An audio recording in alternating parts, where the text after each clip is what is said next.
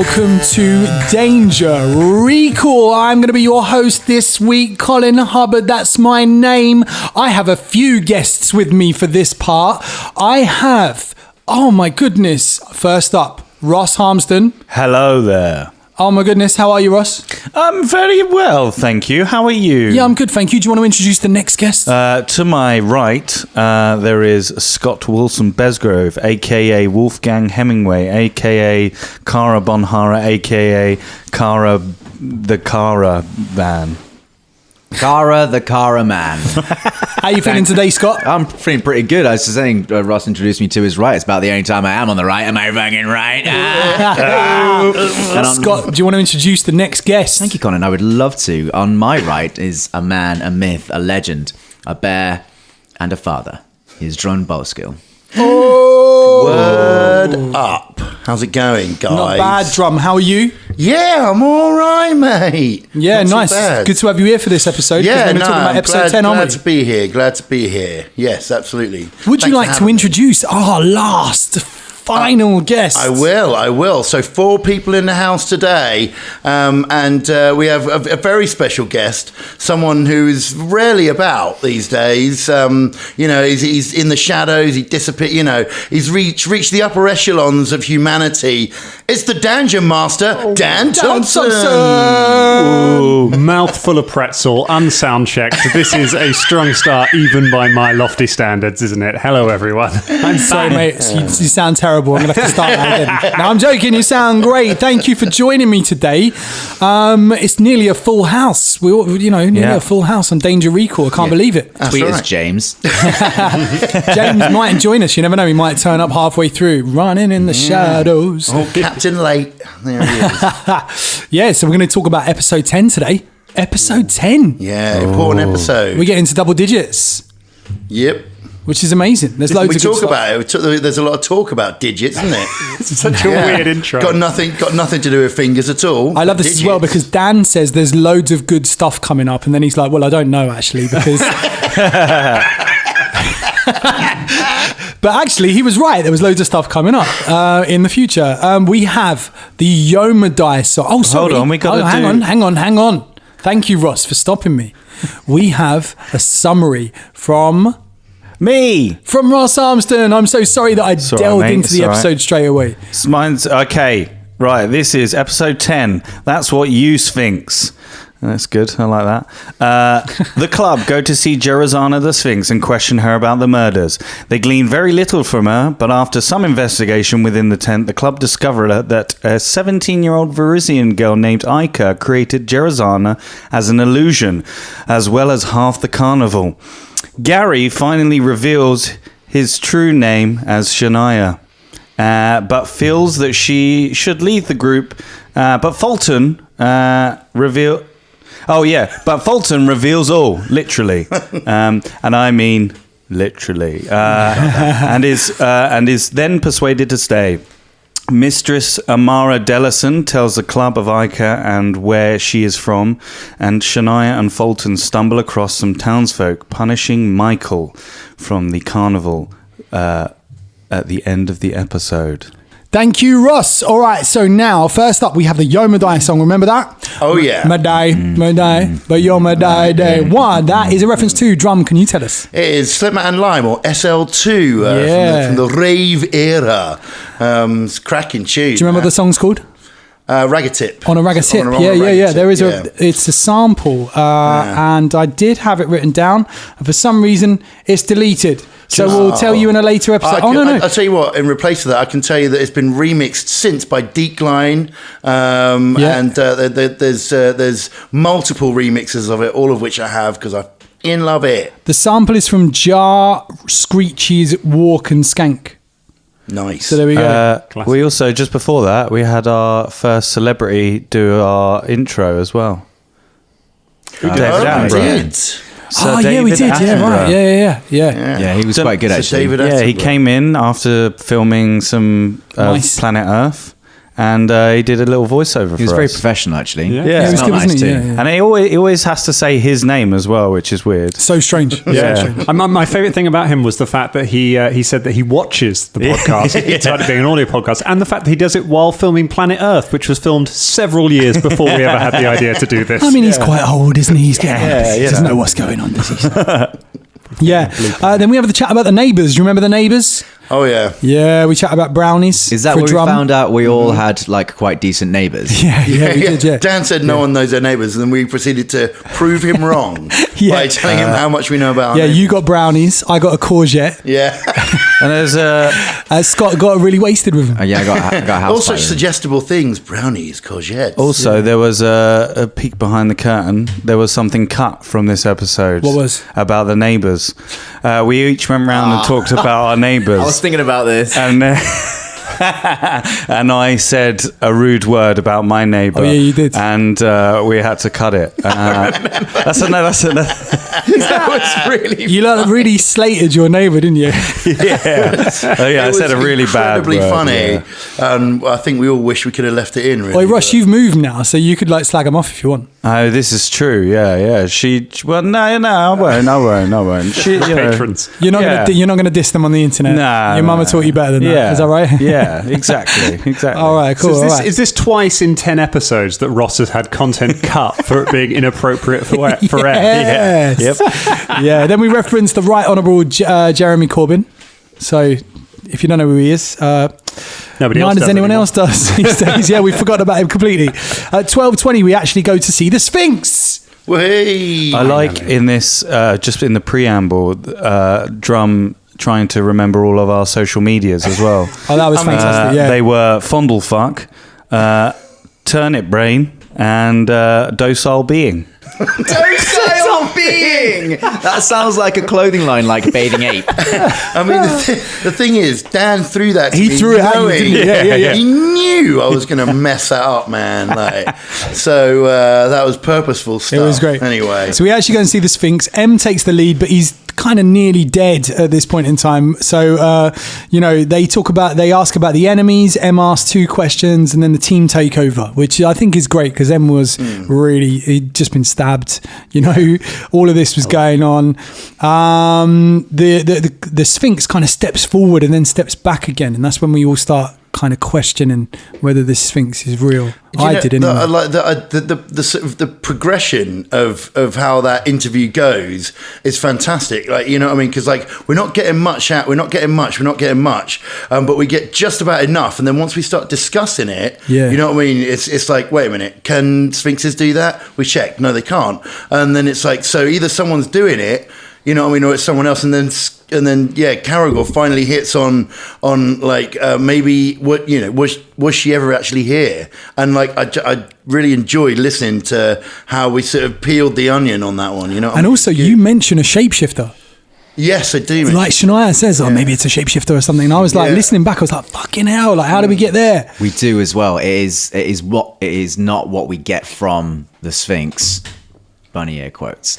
But what we, as you say, piece together towards the end, I can hear when you're like, when Shania's got that bit of like, you're just basically begging the Sphinx to say something. I can hear your frustration at the module, just being like, please, anything at this point, literally anything. Can we know anything? I think Velda does it a little bit later on as well, being like, just tell us literally anything. We've been given 48 hours, we've got nothing. We've beaten up some skulks, we punched a clown yesterday, just something. Like, Speaking of Velda, I think we have our first Velda Leaves in this episode. If only James was here to tell us about Velda Leaves and how he came up with that, because it was brilliant. It just happened. Whoa! James! Sorry, guys. He's In the room. Sorry, I was just updating my profile on Docile Being. And so a lot of info. So being. team turnip brain like all the cool kids. Team, this is a first. We've got a full house for Danger Recall. So thank you everyone for being here. James, how you feeling today? Yeah, good. Glad to be here. Yeah. And a little ray of sunshine on an otherwise pretty rainy day. But It is a rainy day in London, yeah. I think this is the first perhaps action of Velda leaving, but I had talked about leaving quite a few times already. Yeah. I just want to leave. And then I think this was the first one I actually did. Yeah, and I think we also said hashtag Velda Leaves, I think, as well. Yeah. That's our first T-shirt. Yeah. I think we said, or maybe our second T-shirt. I can't remember exactly. Kara figures out that it might have all been an illusion. Because the Sphinx goes to teleport, and Velda finds out that the Sphinxes can't teleport. So Caragor's like, this is an Shania illusion. finds somewhere. out that they can't teleport. My mistake. It was Shania. It was a nature, because I remember, because when I was listening to it, I was like, do I roll for nature now in like the new? I do. All right, okay, fuck it. I like the way that Drum still looked at Dan and Dan still nodded. So it was like, it's literally reconstruction. I love the fact as well that someone says, I think it was me actually, there's no string ball. There's no like gazelle. And Dan says, a gazelle with the body of a man or something like that. It was a real moment that, and it's tempting, like with sort of mystery things, to keep going. You know, like it's the whole like planets on a cob thing from Rick and Morty, where you go, work this out.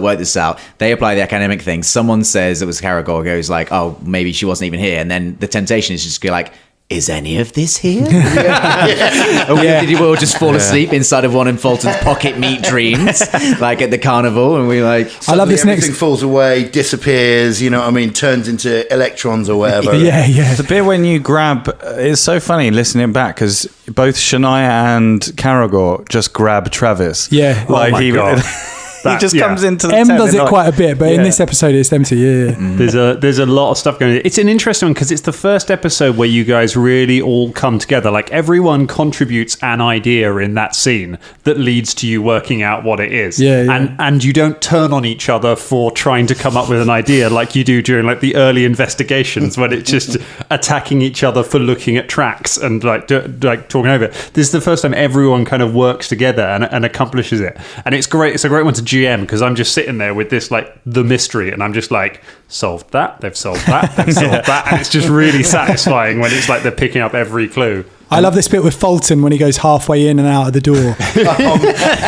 That whole like bit where I'm just like, no, don't go out. Stay go in. out and then maim people. And then it turns into maiming and killing as well, man. The like sort of misunderstanding. Yeah.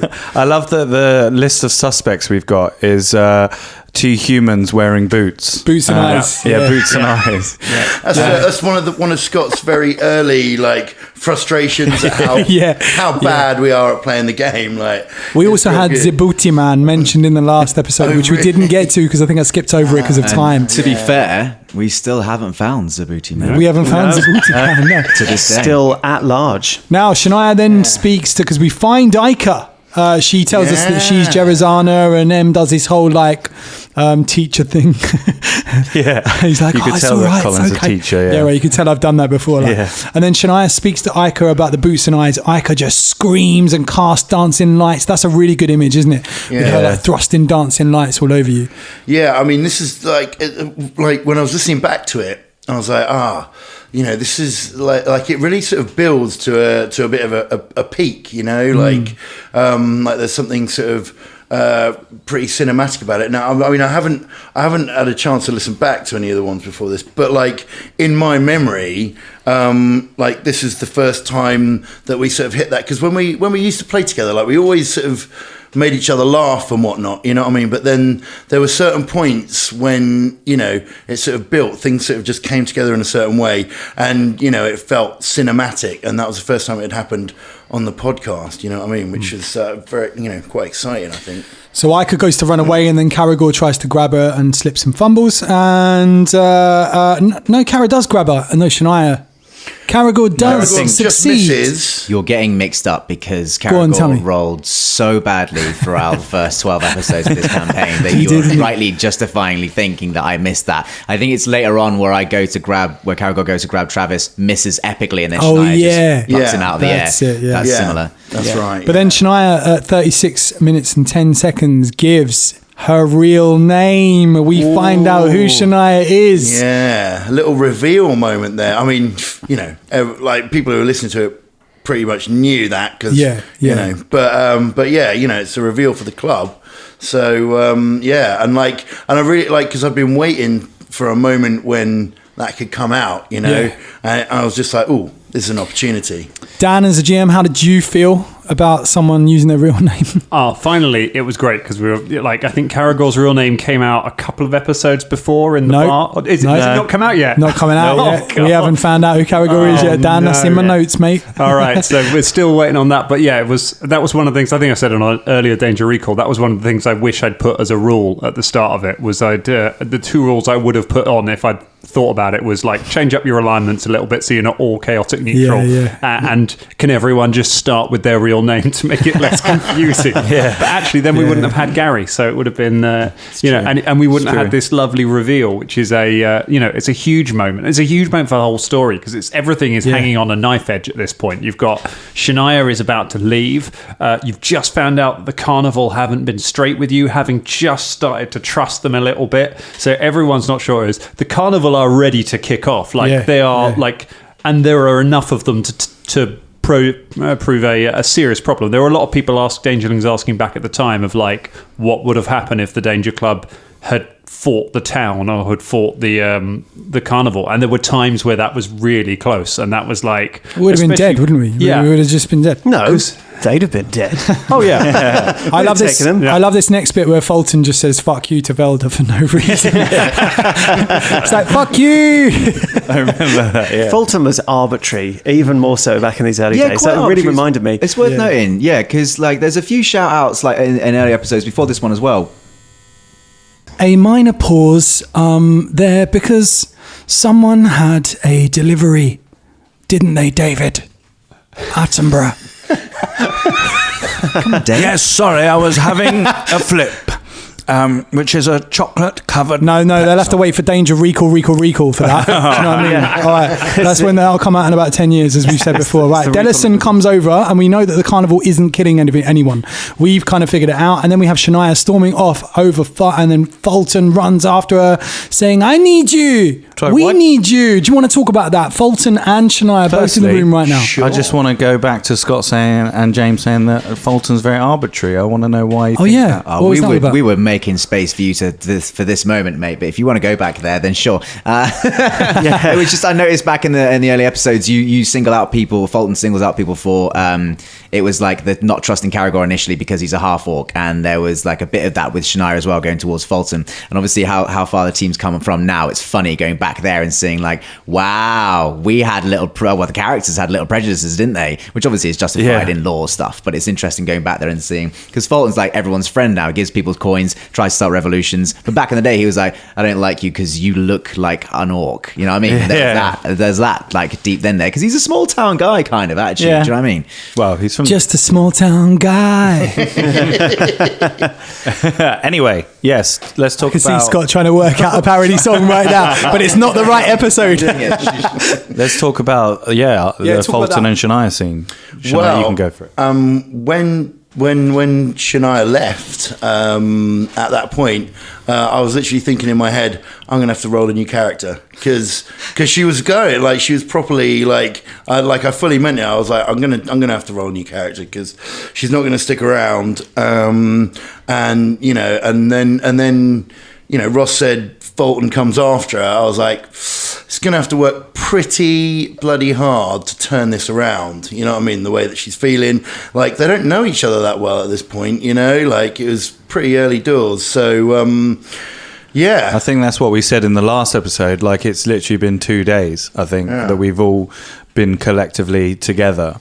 So you would be like, actually, why the hell would I stick around with these people? Totally. I mean, it's always one of the things I think with like when you first start a campaign, how your group meet, if they don't know each other previously, and why they stick together and start going on missions together. Like, you know what I mean? It can be pretty tenuous, and I think we all wanted it to be sort of pretty real at this point, and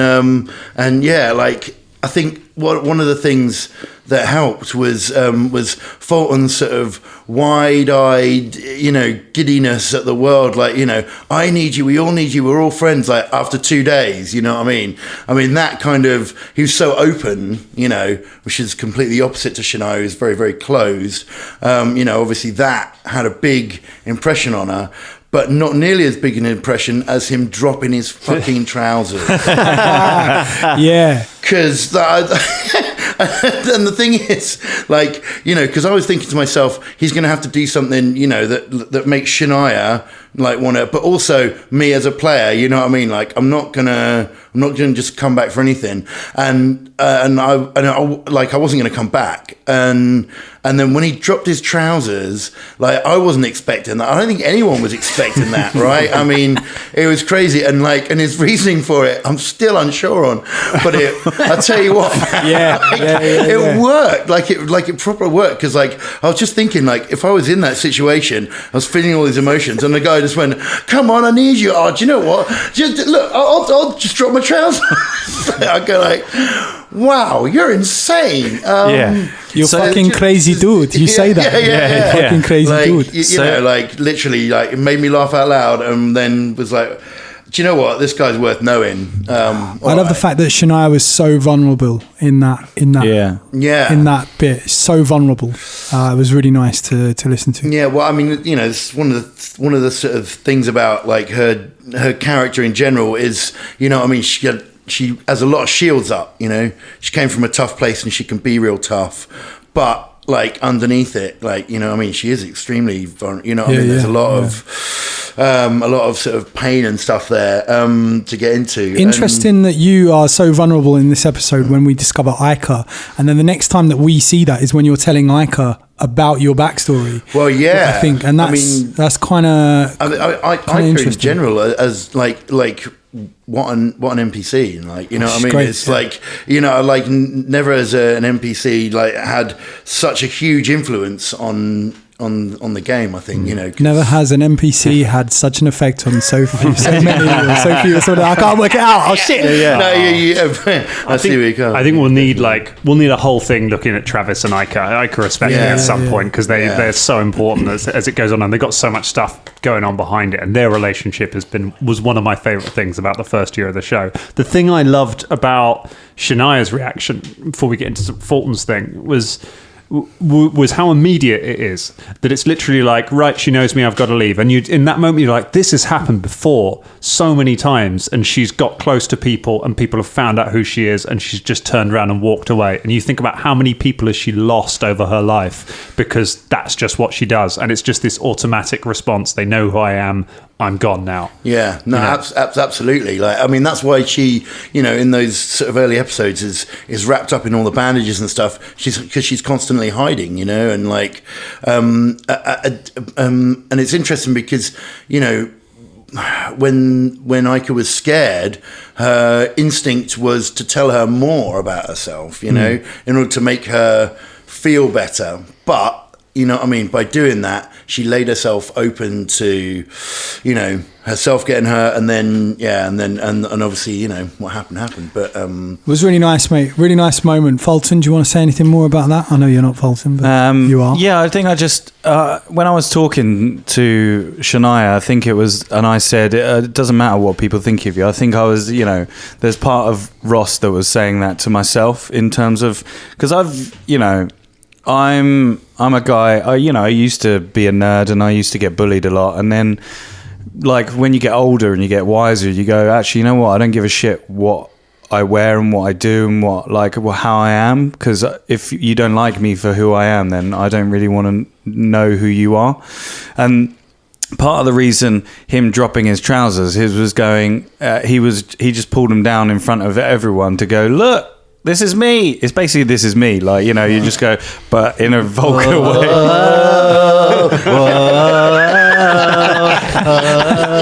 So yeah, just imagine next time you watch This Is Me on The Greatest Showman, just imagine them just dropping their trousers. In saying that, Ross, are you advocating that people out on the streets, if they want to settle anything, they should just start flashing people? No, absolutely not. I mean, you can do it in a fantasy setting in terms of in your own head, but I wouldn't condone going around. Don't go out. Yeah. I mean, to be honest, I have seen you pull that move in real life, although it was in a green room. So yeah, we're all edgy nudging round this, but Look, unless you know people really, really well, don't do it. Don't just walk out on the street and try and solve fucking disputes by getting your cock out. Like, this is me metaphorical. In later episodes, we'll tell the stories of how everyone else conducted their audition for the Danger Club podcast. All right, back to the... Sorry, go on. Before we sort of finish on this one, sorry to sort of go on a little bit. No, apologies. That's why you're here. I'll sort of, and anyone chip in and stop me if I'm wrong, but like for me, this like the whole episode and you know and that happening was part of why I was interested, like I wanted to do the podcast with you guys, because you know we'd like when we were playing like just amongst ourselves, you know we always made each other laugh, but then we got into in the like, sort of campaign before we started doing this, like we really hit some emotional spots and like and it got a bit cinematic and we were like, do you know what, like maybe it's worth doing this. Like Dan, you said it, and you like I think maybe like this has been some of the best game playing I've done, and I love doing it with you guys, and I think maybe we should record it. And you know, and so the only reason that I really wanted to do it with you guys was to be able to explore these kinds of places, and this is the first time that I felt like we really sort of hit it, you know what I mean, and hopefully, you know, would continue to, because you know it's one thing being able to make a fun, laughy podcast, but it's another thing to sort of create a story that you feel emotionally involved with, and you know, I'm hoping that's what we're doing. So I think that's, you know, we're good at that. We're good at doing the comedy mixed with, like, because you know you had your upsetting moment, we had like a touching moment, then I literally dropped my trousers and had a comedy moment. But like it's that good thing that we've got a good balance. Do you know what I mean? Some of the best comedy. I don't want to liken us to some of the best comedy shows out there, but you know you always aspire to do your best, and the best comedy shows are the ones where you care about the characters. You know, they're not the ones where you just go all the time. It's the ones where you go, yeah, I really care about their story, and when they are hurt, I feel that as much as they make me laugh, you know.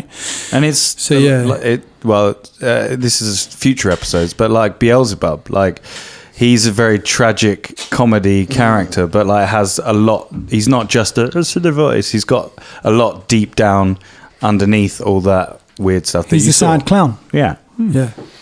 It is worth noting that the thing that turned Shania around, because that is simultaneously at that moment that we find out that Shania is in fact Shania and a lady.